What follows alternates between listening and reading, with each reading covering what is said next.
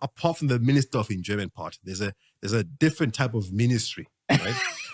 Ministering in the church sense would be healing, for example. Yes. Right?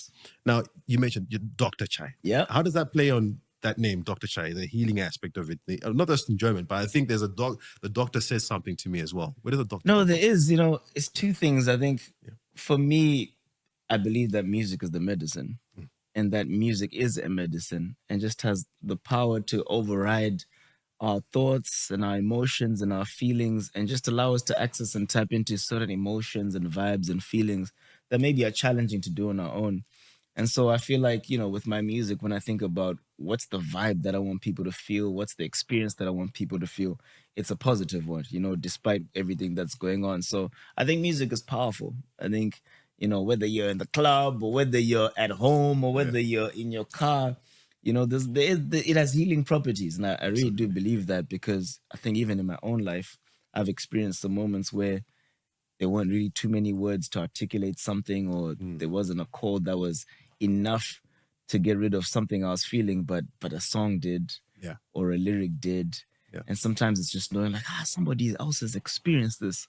And they put it in a 3-minute song for me to just meditate on and to vibe to and to, and to carry you through whatever you're experiencing. And I don't take that lightly. I think that's an amazing blessing and amazing opportunity to have. I just think that's so cool. And then on the doctor side, Please, this is another double entendre. Let's hear it. I didn't know I loved them so much. Double entendre. But we got a doctor in the building. We got a doctor there. But I was like really big into academia. Okay. When I was in school, like I did my master's, but there was a thought where I was like, maybe I could do a PhD. I just thought I was so fascinated with it. And my mom always wanted a doctor in the family.